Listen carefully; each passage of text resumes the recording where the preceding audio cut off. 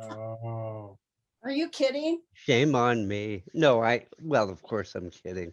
But no, Oh. I I'm not kidding that I didn't hit record, but I am kidding about Here, you can starting get over. Okay. Shame on me.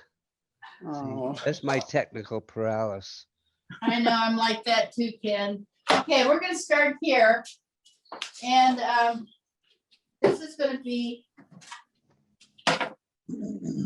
So I have slip bucket, and you know, when I was doing really a lot of slip casting, I do, you know, a lot, but at one time I really did massive amounts, and I have a slip casting table that I built that has slats on it, and I can just turn these giant these molds, and I could had the stopper fixed from the bottom of the stick.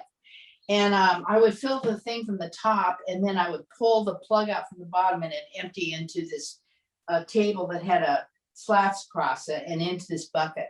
So today, because we don't, I just demo. So gonna pee while she mixes it.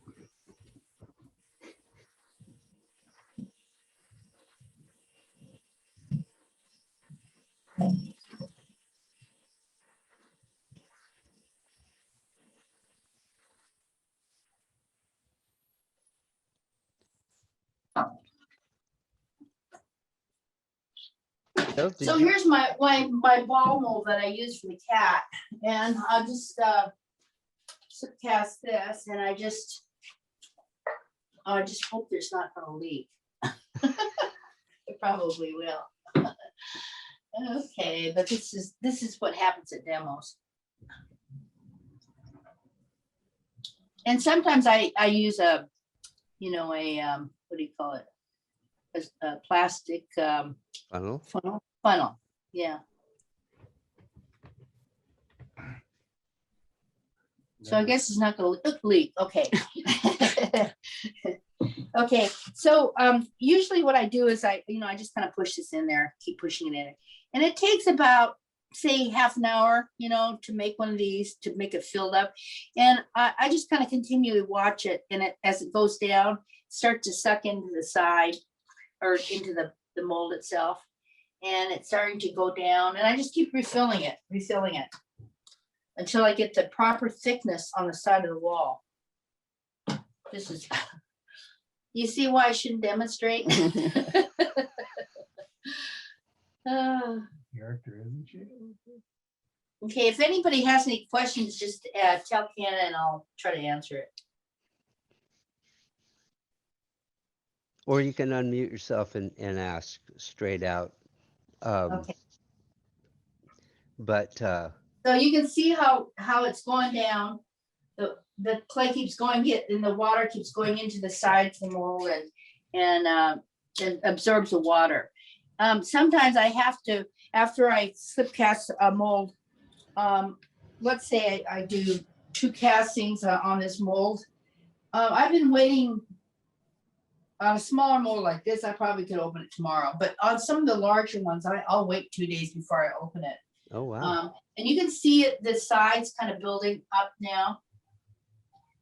Okay, and we're gonna, so when it gets to the proper thickness, I can take a knife or a needle, and I can press the sides to see how thick that wall is.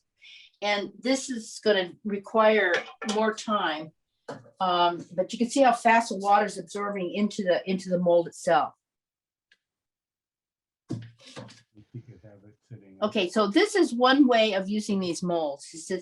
And I'm gonna keep filling this, and in the meantime, I'm gonna show you this other mold. And what it is, it's the cat mold. It's the base of the cat. And Okay, we have a question, Pat. sure, How long do you have to wait before you can use that mold again? I can use it as soon as I pop it out, but generally you want to dry it out, because otherwise it takes forever for it to absorb water. So I'd say if I was going to do this ball mold, I'd probably leave it 4 days before I cast another one. Hmm. But you could try, it's just that it absorbs, you have to stick around the mold longer. It'll still absorb, but if you don't want to stick around your mold that long, I would wait. And sometimes when I get desperate, I'll put it in the kill. Be careful not to do things like turn it on high and leave it, because I've done that, believe me. That would be a mess. So you just want to put it on warm overnight and let the lid crack, but very risky. Turn back toward power. Okay, now I'm gonna use this as a press mold. So I roll this slab out. It's about a 1/4 inch thick. And I could also slip cast this mold, but I'm an impatient person. Ken knows that. I'll wait around. No. Okay. Let's see, I need my knife. Let's see. Hang on. Her knife's right there. Is that what she's looking for? Oh, I think so. Underneath the plastic. Oh, Yeah, I see. I walked over and found it. it's good to have two.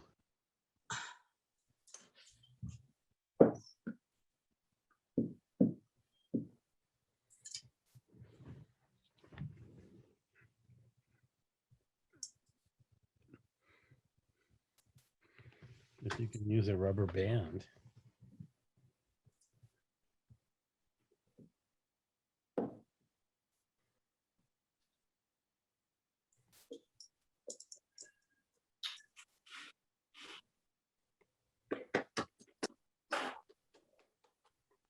I don't know why she was doing that, holding the knife. She could cut her slab by mistake. She did a workshop for Matt at Shoreline that I went to. It was really good. Is that Rick?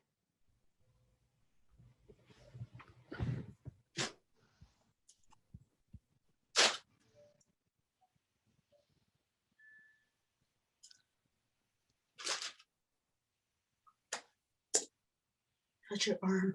Fine. Of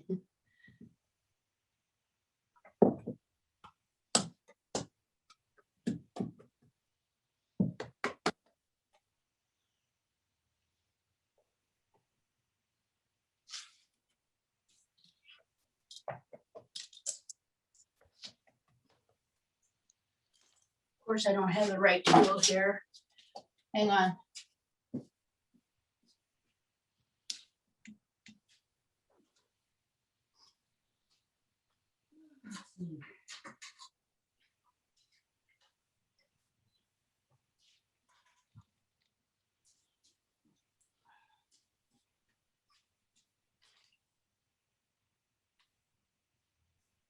So Pat, people are using the chat and people are using the chat and they have some questions. So, Sure.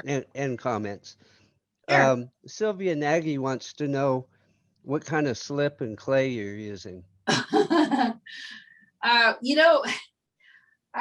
have never moved my clay body for 50 years. I'm using ball and talc. It's a low fire ball and talc. Mm-hmm.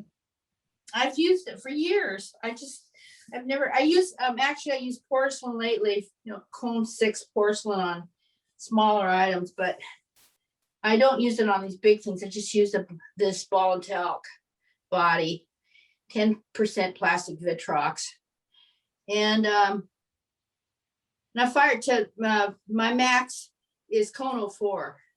And it's worked, I've worked with, big figures and stuff with it too. It works fine.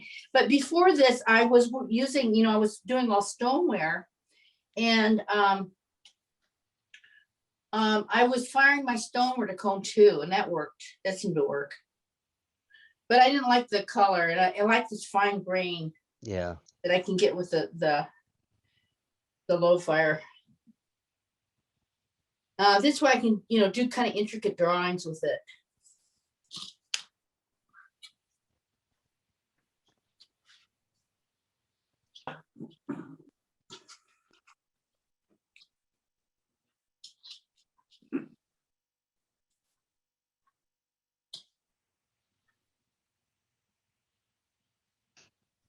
There was another question. Sure. Alicia asked how how you seal the mold to prevent leaking when you're casting. Um, usually it seals itself. If I get any leaking, I just put a piece of clay on it and just rub it in. So, oh, I'm very. But you use like a rubber band or Oh yeah, I'll show you belt. tires or yeah, I use belt, belt. and sometimes I use you know, those heavy rubber bands I've seen. Yeah, inner tubes.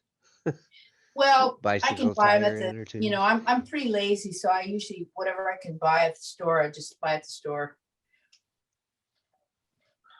I mean, if I had to go out and find an inner tube, that would take me forever. I'm Uh, really lazy. Okay. So I just basically cut it above the, you know, above the mold line, right? mhm. So when I squash it together, I think I'll put this in here.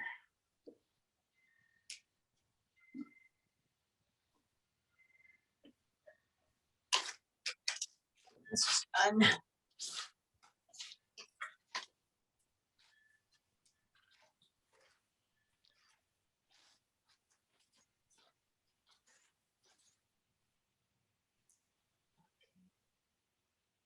Out of the way.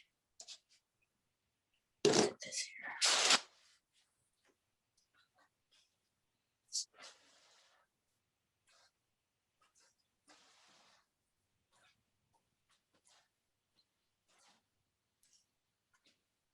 You're gonna do the other one? Yeah.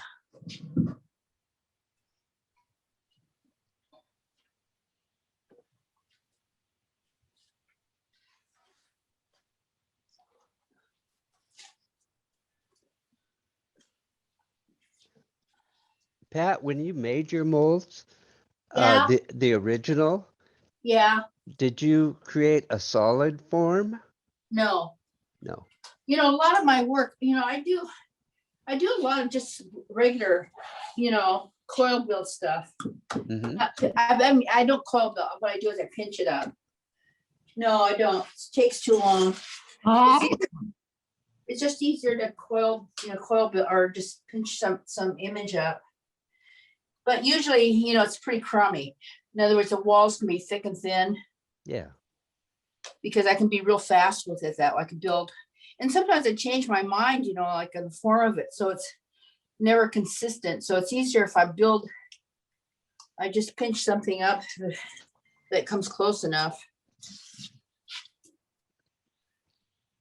So have you ever made a mold from other material other than clay?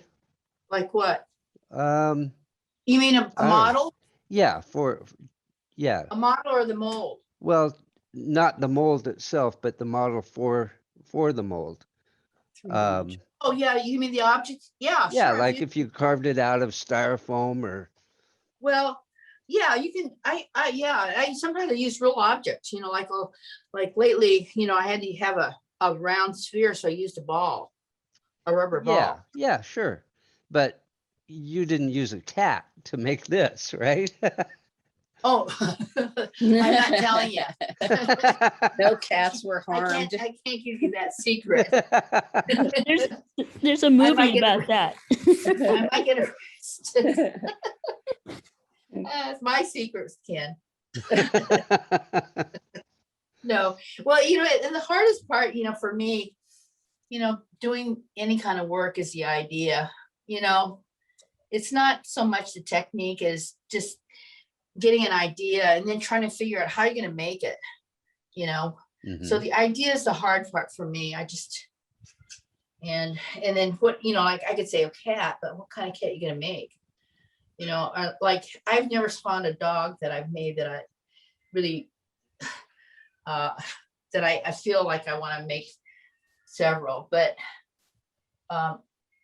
something about a cat that's a little bit, they're kind of bad. You know what I Yeah. mean? Uh-huh. Their personalities are weird. And so I like that kind of evilness in the cat. Oh, I'm glad you What? brought that up because I was going to ask you about why the cat, because Well, you don't own any cats, I know. Well, I used to. did you? Yeah. I don't Well, recall. in my first marriage, Well, Ken. we're going there, huh? Yeah. You wanna talk about that? Okay, now I see the evil side of the cat. Yes. Now you get it? It all makes so much sense now. Yeah. Yeah. I'm glad you got it finally. I don't like to spell these things out in a workshop. Oh, this is a therapy session. Yeah, right. Well, in a way, being an artist is kind of like therapy. Yeah, It is. totally. Absolutely. What are you doing there, Pat? I'm pushing the features into it. Okay. And there's high and low spots, so I got to be pretty thorough. And so I'm taking too much time. You This is take gonna be all a the fast- time you need. No, but this is gonna be a fast workshop. Remember, told you I wanted Yeah. to make it as fast as Yeah, possible. I know. You wanted in and out. And Feel it I, feel it out.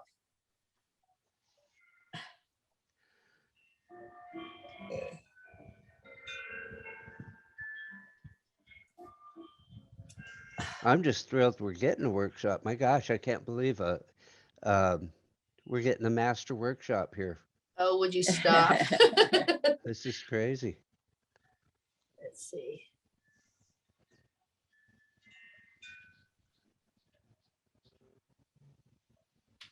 If I didn't have Jill, we wouldn't be doing this. Well, oh gosh, thank you so much, Jill. I'm not kidding you. I know. I Call absolutely. Jill my left brain. No, I know this would not have happened without Jill. So I know. huge thank you to She Jill. puts up with my Harris. crap. Okay. Okay, I just taking too much time here. Okay. No worries. No worries. So what are you doing here? I'm scoring here. We are watching every move you make. It's real hard. Okay. And why? Why? Because if I don't, we may not have a cat. It'll fall apart, guys. Okay. Some of you probably might not be in clay, and after watching this, you probably never will.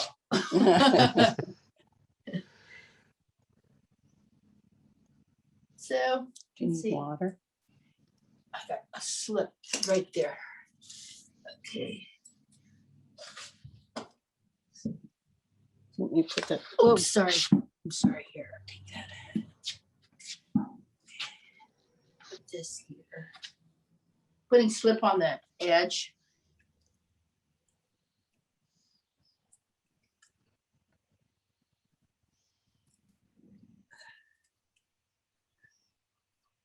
Your slip is just your clay body Clay water body down your water. slip. Yeah. Yeah. No sodium Nothing silicate special. or anything in there. No So- magic sauce. No magic sauce. No, I wish. Okay. This goes this.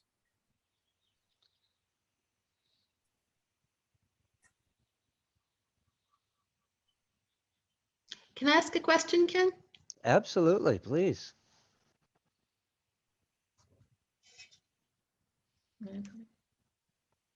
Maybe Is your question?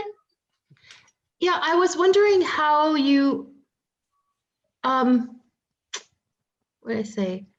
How you kind of got started getting your work out there. It's amazing. And I get through the university and people get to know you. Well, gotta remember, I've been doing this racket for 50 years, over 50 years. So we Right. all start out the same, and the the ceramic scene wasn't as big as it is now. And so, I started as a student, and, you have shows for, at school, you get your thing.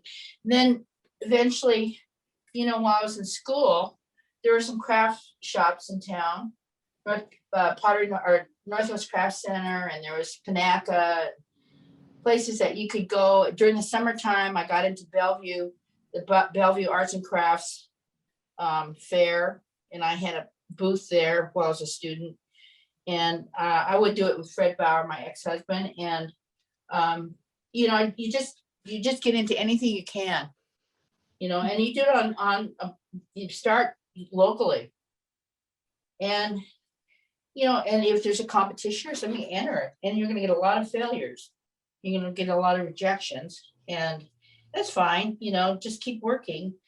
And eventually, I went to grad school, and the more you put your work out there, the more people kind of see your work. And eventually, when you get to be my age, they'll say no. So anyway, so I don't know if that answers your question, but that's basically what happens. And I put the two molds together. And I squeeze it down. Would you normally slip cast this? And then I put the belt on it. There was a question there. I'm not sure who asked, but they asked if you would normally slip cast this piece. I have slip cast large pieces, and I think I explained that to you earlier about having a table that had slats on it. And I just put the mold up there, and I would put the plug at the bottom of the mold and prop it up with a stick. And then I pour gallons of it into the thing. And there's a big garbage can underneath. And I fill it up and keep filling it up until I got the right consistency. And then what I would do is pull the plug out from underneath, and it just drains right into the garbage can. So that's too heavy to lift. Yeah, no kidding. So this is just a faster way. Let me see, it makes more sense to me. Right? Agreed. So you just keep pulling this tighter until it.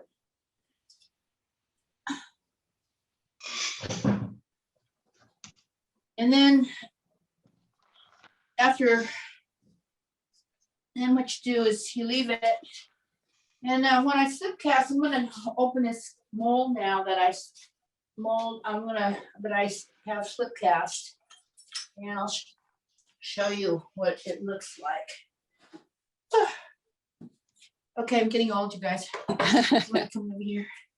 Okay, so this is remember I slip cast this ball? Oh my God. What? I think I'll come back to it. Let me fill this up again. You weren't filling it and it Yeah, I left it. See, it's gonna be, uneven Real- now? oh yeah, but I don't want to waste it, so Yeah. I'll try to remember to empty it out. Okay, so then we come over here, and this mold has been here for normally if it was a dry mold, I would leave it just one night overnight. This has been left 2 days because my molds are getting, they're starting to fill. You'll find out if you use your molds all the time, they'll start filling up with some kind of they get filled soluble material, and they fill up, and eventually I'm gonna have to remake the mold. So this is taking it out. And this is 2 days. So this is part of the cap. All right.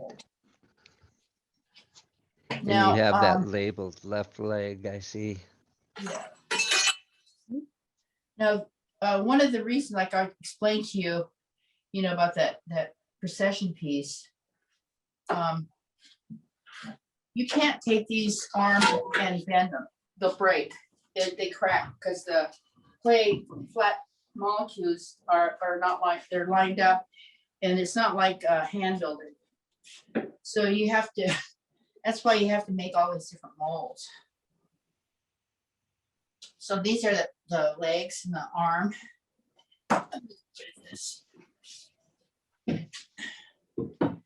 And I pull this mold that I just made. I guess I'll work on the other side. Yeah, we have to work on it. So that mold that I just pressed mold, I pulled it out, and this is what I have. Okay, All right. it's like magic. Ooh. So, so you can see here, you can see the seams on the side here. The seams, and this has been pushed in, so I have to rework this, you know, from the inside out. So we'll go on to the next portion, is where I'm going to add to this. I'm going to add the arms and the legs. And so here you'll find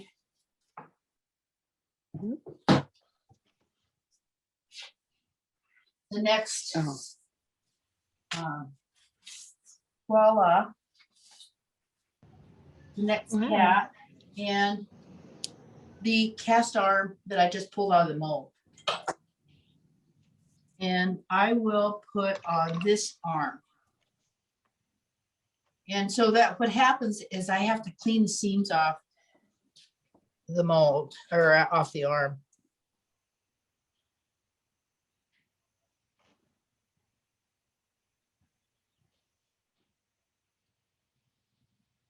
Oops.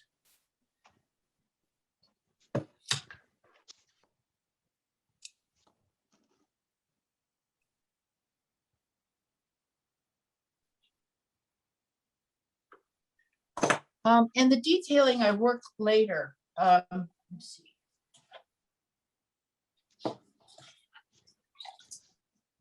So I try to clean this up as much as possible, so I don't have to do so much work on the figure itself. And as I said before, you know, as time went on, I knew that I wanted my figures to get simpler. I wanted to get away from the pieces that I did for the opera house piece, the procession. Just wanted to simplify everything. How many hours What? how many hours did you have in the procession piece? It almost killed me. How many That almost years? killed me. How many years? Well, it's a year and a half I completed it. Wow. Yeah. And Mike Spafford and let's see, Lois Graham also were awarded. They were they were awarded 2 murals. Each one got a mural or painting, big painting. And they kept saying, "Patty, when are you gonna finish it?" Because they wanted to hurry up and get on with the ceremony, right? They were painters. And I said, I'm hurrying. Oh God. Yeah, that about killed me, that piece.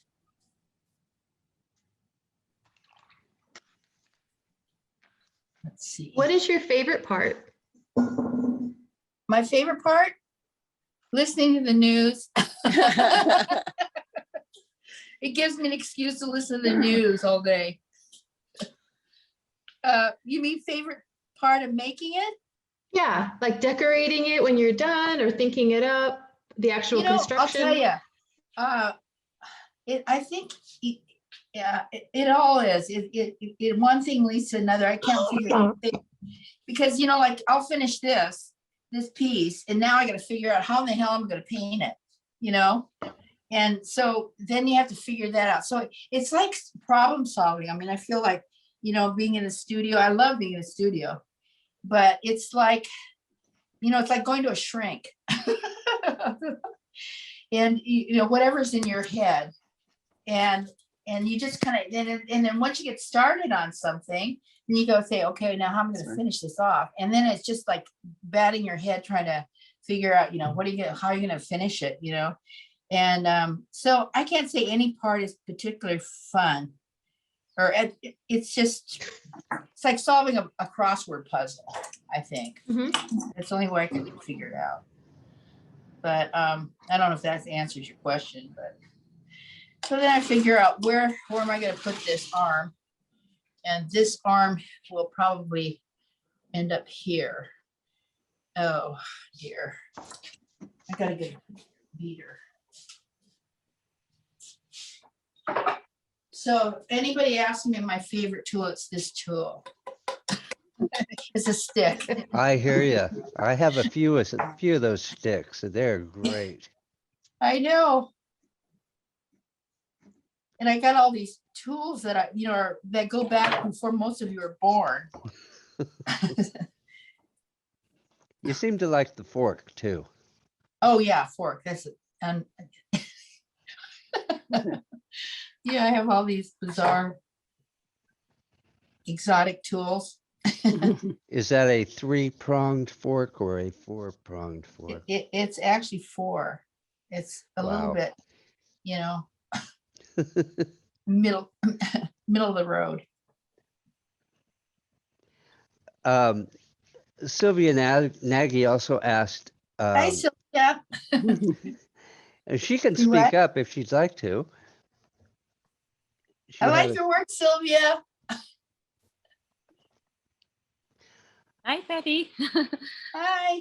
I love your work. Oh, me too. I haven't seen you long time since Love It Fine Art. Oh, right. My Those were the good old days. yeah, just my question was, I make a lot of plaster mold, and I saw you have a large plaster mold, and the wall is very thin. Do you use a fiberglass to make stronger and more flexible for the No, large? no, No, I haven't advanced yet.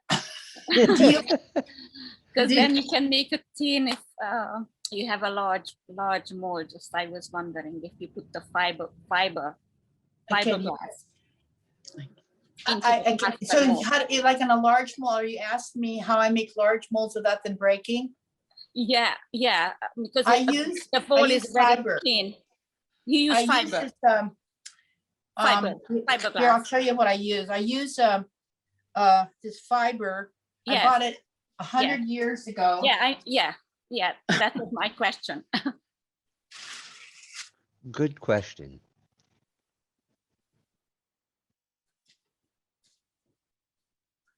It's Oh, I don't know where I bought Yeah. it. Yeah, I bought it about 100 years ago. And I yes, still have yes. it. I thought you used something because you can make thinner plaster mold. Yeah, well, I don't use it Yeah. only on big stuff. If I Yeah. make a big mold, then Yeah. I will use it. But otherwise, I don't use it on smaller molds. Yes, I know. Just a large pieces. Thank you. Yeah. Let's see, I need it. Oh, this is Alicia. Can I just pop up? Because I'm not a ceramicist, but a more of a traditional who casts more in plaster. And we when I was in school, I haven't done this for a while, but we used to use burlap. Oh, yeah, that would work. Yeah, But did you cut it up? You had to cut up in little strips, right? yeah, like little strips of burlap in there. Yeah, I bet. Yeah, what do you call that stuff? I don't know. I bought it. I must have bought that 40 years ago, that bale, and I still have it. No, And that's awesome. but I don't know where I bought it and what it's called. That's so much Oh, easier. Mm. Oh, God. Sorry, you guys. At what point do you put it in the mold?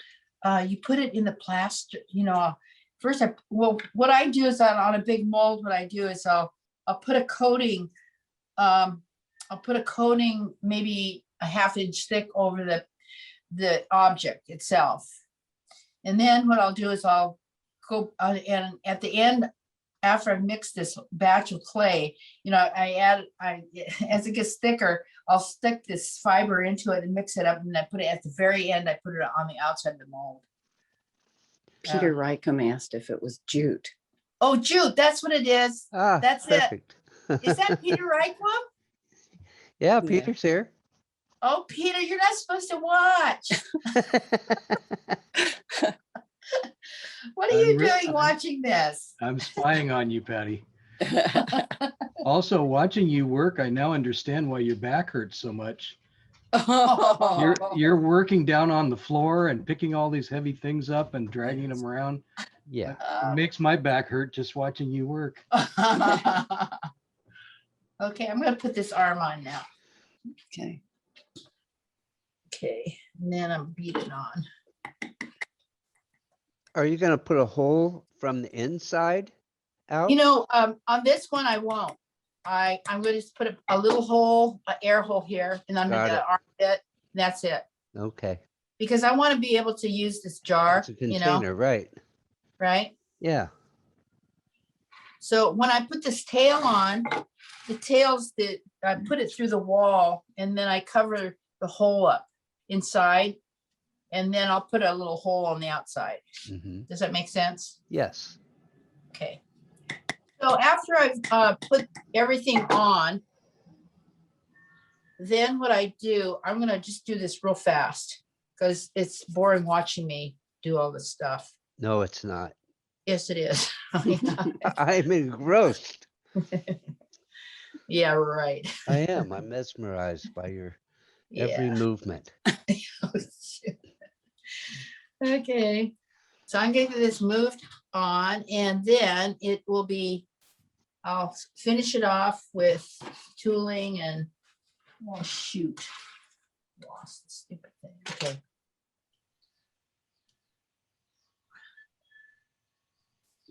Oh, Peter, you were right. It's jute. I don't know how, if I could think of it.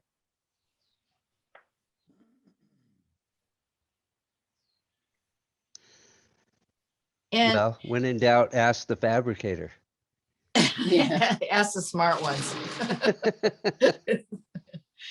And then most of the stuff is finishing it, just trying to get it right. The forms right, the curves right. And so that takes time, but because we have a magic fairy godmother here, she'll finish it up. And so then we have this. Oh, sorry, I'm gonna finish this. Oh, We're gonna cut this neck off. I made a line around this, and so I'm just gonna cut the head off. Right in the throat there. I think of my favorite person. I have that same scar.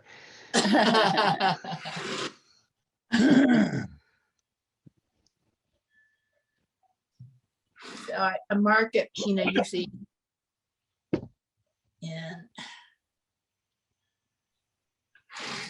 And of course, all this needs to be finished. Once you get this cut, you're gonna have this unevenness in the wall. So that means I have to go inside the cat so and I have to clean it out. All the seams gotta be cleaned out. So I will get a hair pitter.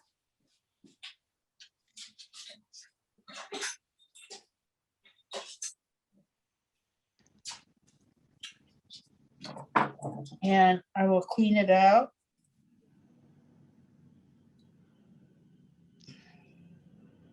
Oops, sorry.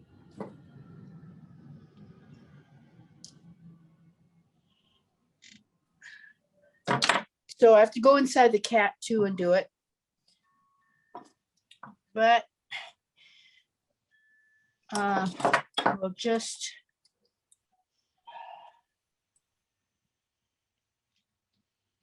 By the way, Pat, Yeah. probably none of my students would know what you're talking about when you say What do you mean?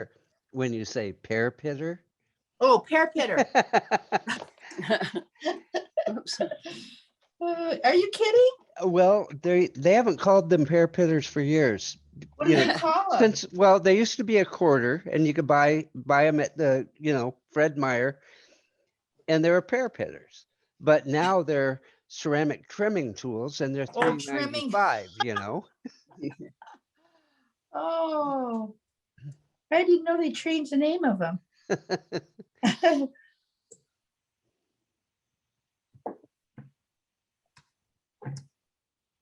So I go around the seam of the head and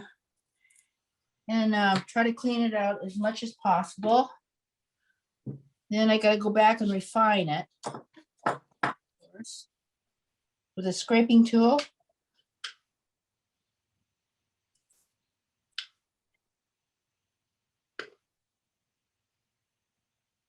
And then what I do is I try to check this. I use a sponge to sponge off the inside of this cat's head to get all This- smooth. Now, this is only because this is a functional jar. You wouldn't do that Right, if the head didn't come off, right? It's not right. necessary to seal those, the joint. It's Well, it's not so craftsman- much that, it's that because you open up the jar and you look in it, Yeah, you know. Now, if I Craftsmanship. wasn't, if the head didn't come off, then I wouldn't care. yeah. So never look in my regular work. Pretty pathetic. Okay. And then I have to smooth all this off, make sure that this rim is perfectly is even all over, you know, because you don't want it thick and thin. So you clean all this off. You use a wet sponge.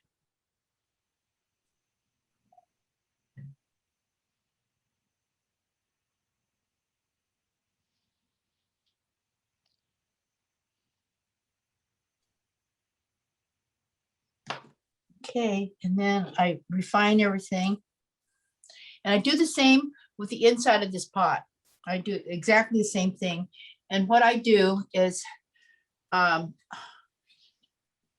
have this loose head and I have this. And this piece, this cat is pretty much finished except for the flange. And so I finished the inside of this. You can look on the inside of this head. Everything is finished. And the arms are and legs and tail are all on. So all I'm gonna do now is I'm gonna put the what do you call it? Flange. Is that a flange? On the inside, which I rolled out on a slab roller. And I will cut this. Everything's really scientific. And on this one, this particular, I'm making this extra wide because I don't want somebody to accidentally knock the head off. So I make this fairly pretty big. And then I score it.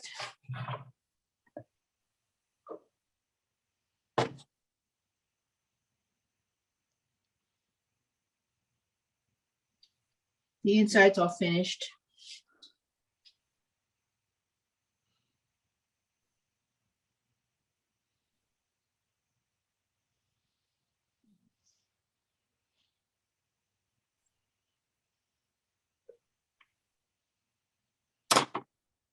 And I put slip on it.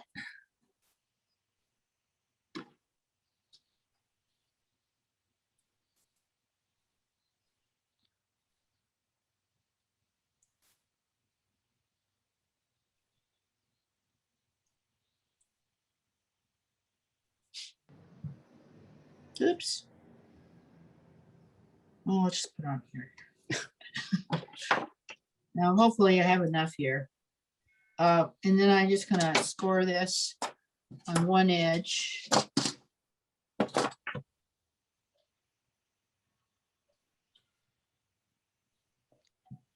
You can see how careful I am. Oh, geez. Please, Louise.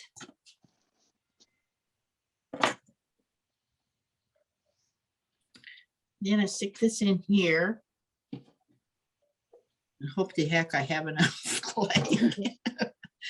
Otherwise it'll be embarrassing. Stick this in here. Oops. Oh, I don't. Darn it. Oh, I'm shy about half of an inch. Just make See, it a that's bit because I'm thinner. hurrying. do you want to roll it out a little? No, I just take it out of here. Okay. That's okay.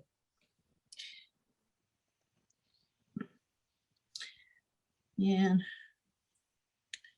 make sure that this is stuck on there really good. Fudge on this one. Well, maybe I'll come back later to it. No, I'm gonna do it now. Oh, that makes me mad. This is how we fix it. This is real life. This is real life. Let's see. Hey, babe. Let's see this there. Okay. Might be a wider piece from the No, it's like, I got it. okay. Thanks. I'll fix it later. Sylvia Nagy asked if you had any a studio assistant. Do I have a studio assist? Is that what this question was? Sylvia Nagy asked. Oh, Sylvia, yeah, I have, Jill helps me in the office on Monday and Wednesday, all day long, from, God, 9:30 to about 4:30 on Monday and Wednesday, and all we do is office work. And then on Tuesday, Danny comes in, Danny Nish. He's been with me for 20 years. Jill's been with me for, And he's been with you for Um, 30 years. Probably. 30 years. really, 30? No. Him. Yeah. Boston got 22. Anyway, and then Danny comes in on Tuesday, comes in at 9:30 and usually leaves around 5 o'clock. And Danny's been with me for about 22 years. And Jill's my left brain and Dan's my right brain. And I couldn't live without them. They're just the most amazing Uh-oh, people. you freezed up a little bit. It's really there. nice to have. I what? You just freezed froze it up just a little bit. But That'd be you were saying that Danny is amazing. And Jill too. Yeah, They're well, both yeah. indispensable. Yeah. Thank you, Betty. So Danny worked with Howard Cutler before you then, is right? Yeah. And then since when Howard died, Dan came and worked for me, and we've been together forever.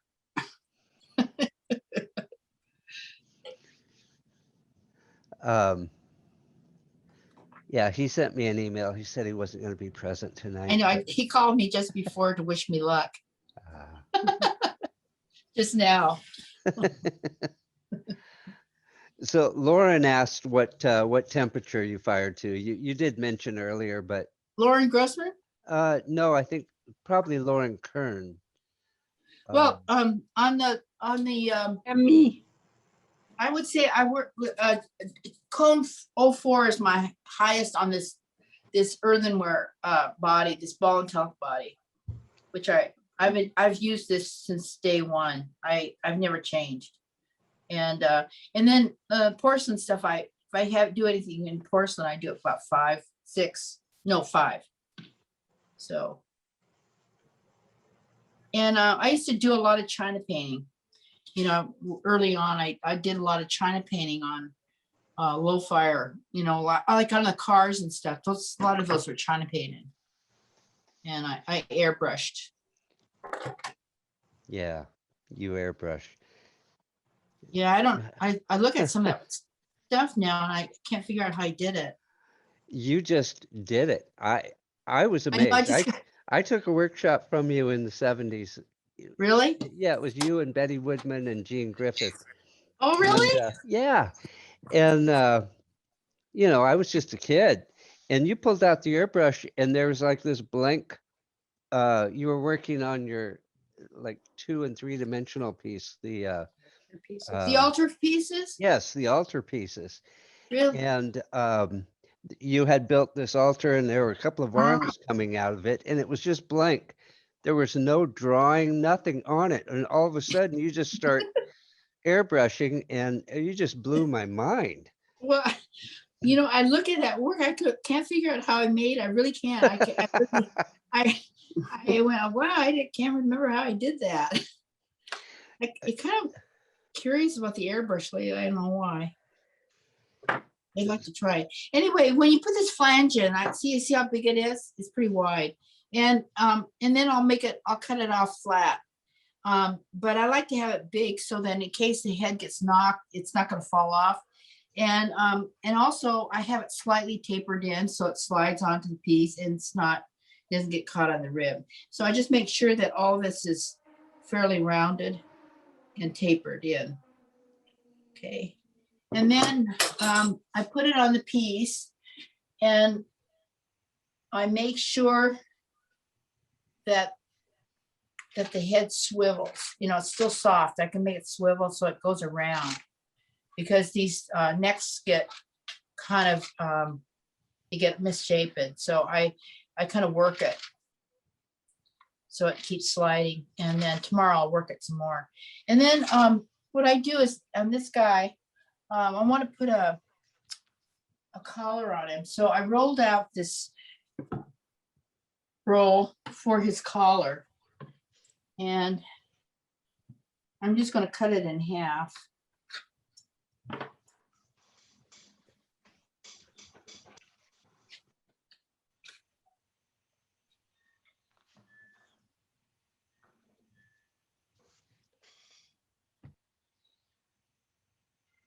And hopefully, I think I have enough.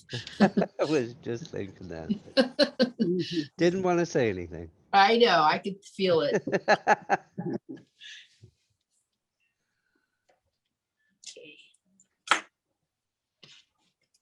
And I just score it. You see, I think what I'll do is I'll put a line here.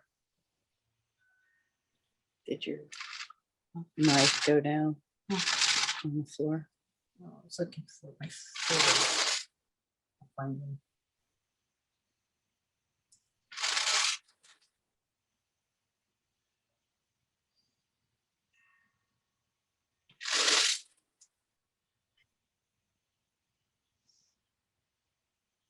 Okay, where's my fork? I think it fell. Of course, it's on the floor. Everything's on the floor.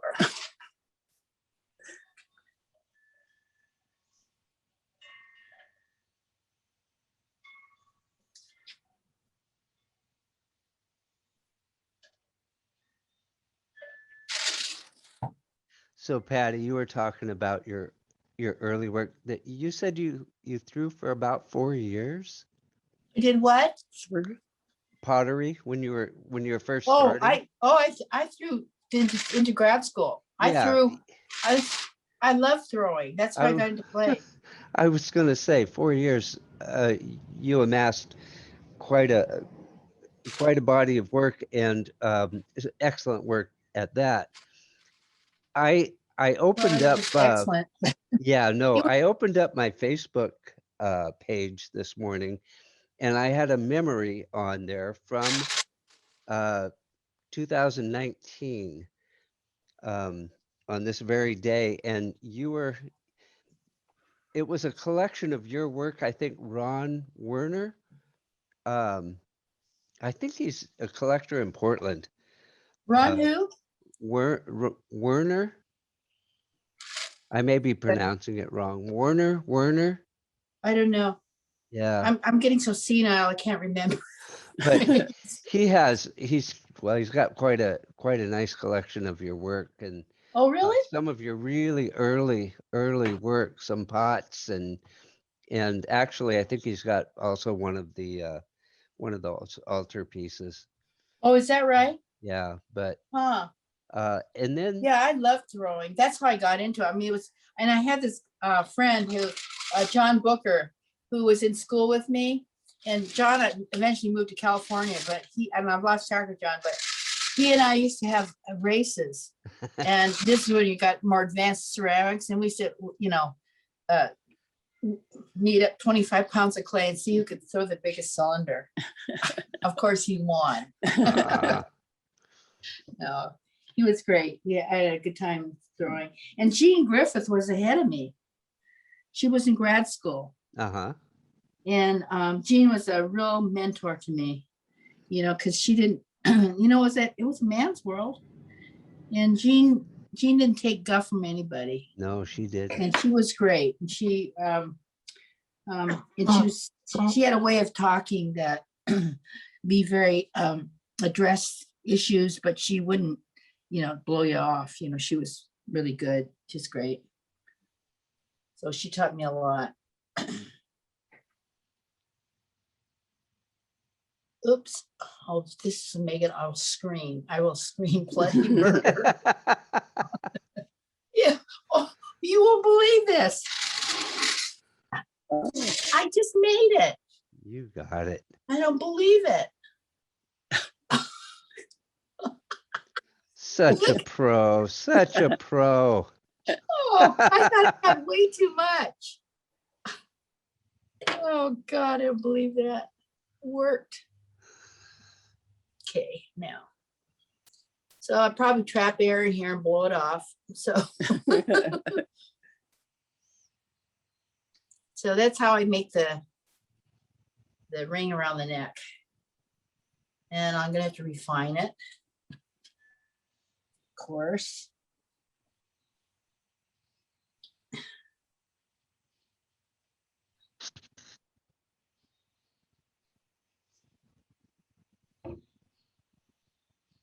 Okay, thanks, Jill.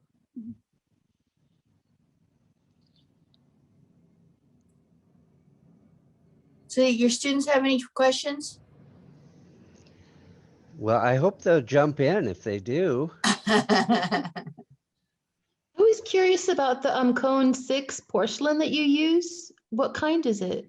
I've had a hard time finding cone 6 porcelain that isn't really stiff and yucky. It's this New Zealand porcelain. It's really fabulous. It's a translucent and it's very dense though. If you make anything big out of it, it weighs a ton. I made a cat out of it and I could barely lift it. So for small objects, it's really good. Where do you get it? You can get it in Tacoma. I got it at that pottery shop in Tacoma. Yeah, I think Jillian, you asked that question, didn't you? I did, yeah. Yeah, she's in California. Oh, yeah. All I know is New Zealand New Zealand. It's made out of New Zealand porcelain. Yeah, It's beautiful. it's Have just, you used the can? yeah, it's amazing. Yeah, it's pretty. Have you ever used cone 10 porcelain and Oh, then just well- fire it lower? Well, yeah, you could try it. Why not? Yeah, you won't have that same translucent quality. Right. But try it. Just try it anyway, and see what happens. Because sometimes they'll fool you. But I kind of agree with Ken. It may not be translucent, but it may give you some satisfying, And if all you have to do is refire if you don't like it, right? Yeah. I just find it's a lot smoother. It's really nice.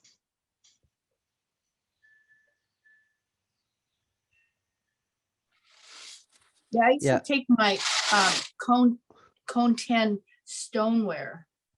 And when I first got into I hand built all the way along, when I was in school, even when I was throwing, we were kind of pushed to do a lot of experimenting. And at that time I was using cone 10 and then firing it at cone 2 for this large hand building stuff I did. And it worked fine. It was hard, So there's the thing here, and I'll pull his ears. So we'll put him back on here. Shouldn't let it dry, but because we're doing a demo. I'm gonna put his ears here. I think it's that, is that right? It is.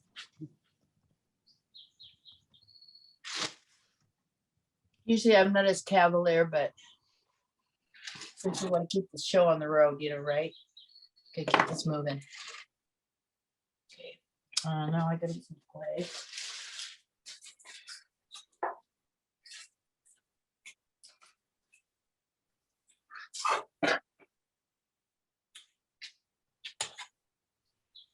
So in a way, I kind of think of it as pulling a handle on a pot for the ears.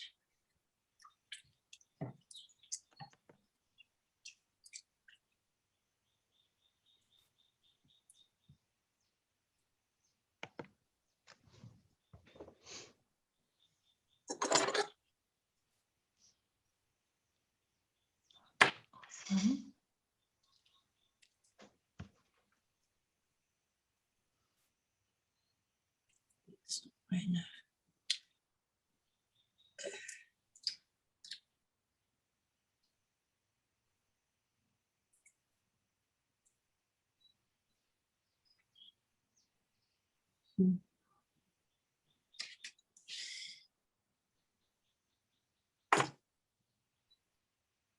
Jill, you're doing fabulous camera work. You great? Thank you. Yeah, absolutely. Told ya. It's not quite right, but we can do it later.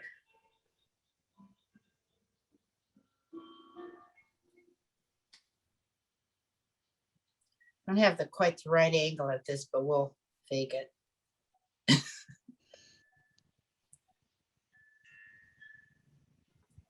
We gotta add more clay to it.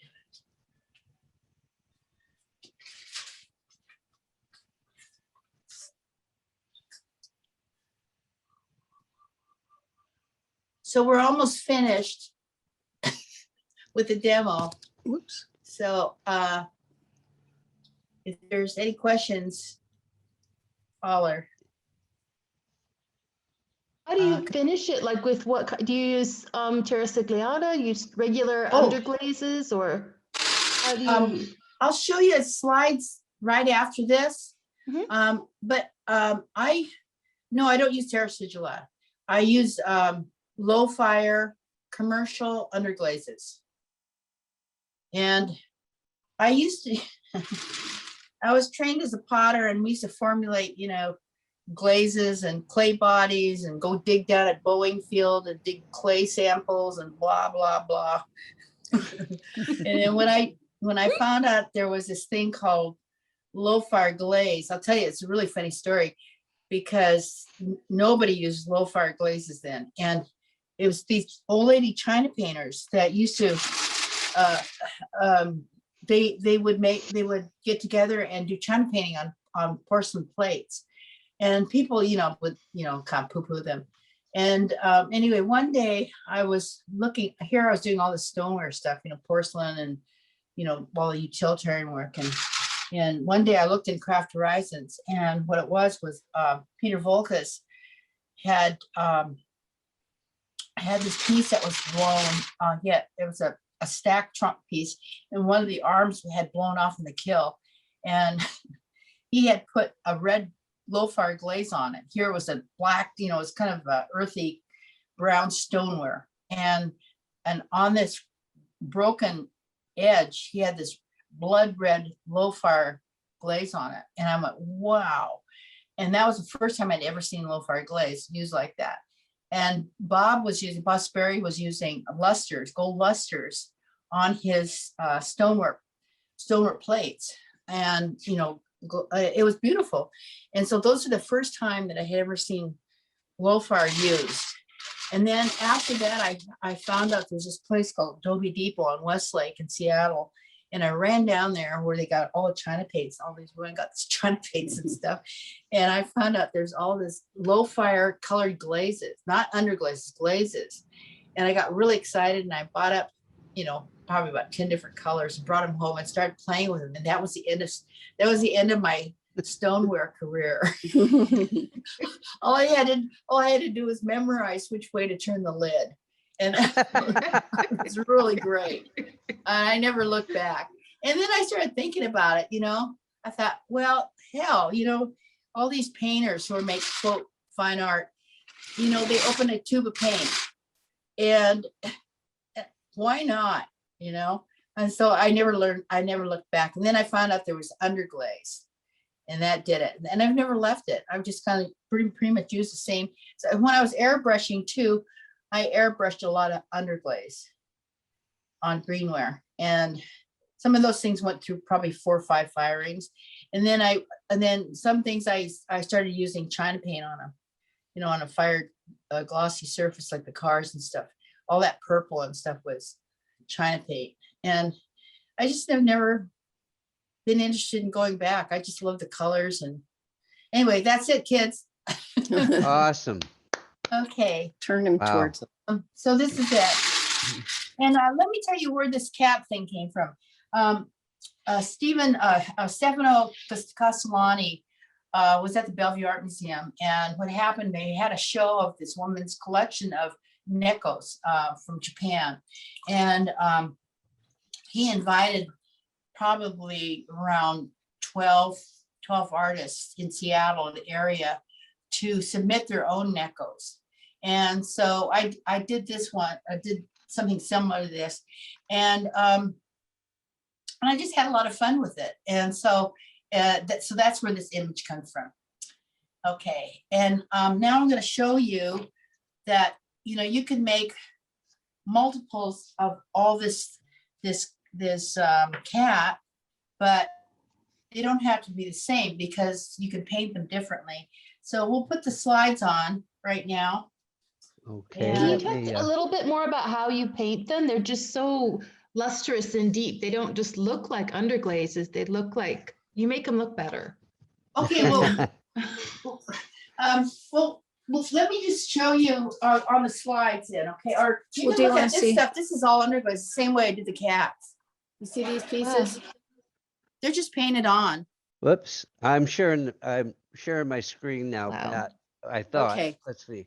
He's gonna share the slides. Okay, Yeah. so this is all underglaze that you're looking at right now. No glaze on it. Are you, Okay. is any, Wow. And eventually they'll have, some of it will have glaze on. I'll have shiny and matte, areas. Mhm. They're amazing. Do you use like the sprayer for like under her chin there where it looks all? Yes, Just I barely there. airbrushed some of the, yes, I did. Okay, let's just show the cats now, Wow. Ken. They're okay, amazing. for some reason it didn't share, so I have to try that again. Back to here. So Share it's screen. 7:30. Here we and go. start at 6. Oh, Here we go. Here we go. Okay, let me get to,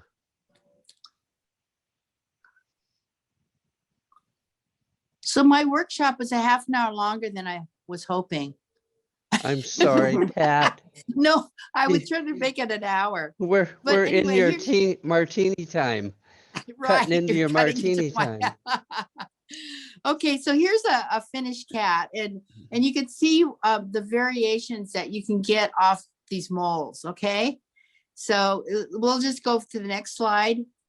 We'll go quickly, and if you have any questions, just holler. And then this one is more expressionistic, so you have more kind of brushy hair-like strokes on it. Okay, next. I have a question. Sure. How do you mark off the area for color? Or are you freehanding it all, or do you have, I mean, obviously you probably have an idea of what you're going to do, but some of the patterns, like the stripes, look pretty intricate. So how do you mark off the area for color? Yeah, I use tape. Oh, okay. Yeah. And then on the fur, I just kind of, use a fine brush and just start stroking it. Uh-huh. It's pretty logical. It looks, what you see is kind of, you can kind of tell where I did it. Okay, next. Okay, so you can see, you could use the same mold, and use the same format, but you can see how things change. Okay, next. Okay, next. Okay, this is a fat Whoa. cat. So I've changed the body. Okay, next. Yeah, and the circle thing and this on the front is to talk about his rib cage. Okay, next. Oops, sorry. Okay, there's another one. Okay, next. This is a little skinny one. Okay. So do you just have different molds for the body and then put the arms and legs, similar arms Yeah. and legs? Yeah. Okay, next. This, I was getting bored. Okay, next. Okay, next. Next. And this is the last one. And it's called A Pussy in Disguise. I saw that in a magazine. That's amazing. And then turn it. You can the next. What he has is his hand is on the press. I think it's CNN or I don't remember what it was. And then Putin mask. And then you could turn it. Show the next slide. And his tail is a $sign. And Oh, it's called A Pussy in Disguise. That's it. That's so wonderful. So if you guys have any other questions, I guess we're finished. Unless they, let's see if they have any. Stop my share. Mhm.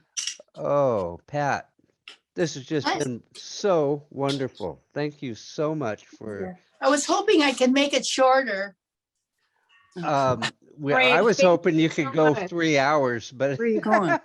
What? I'm trying to.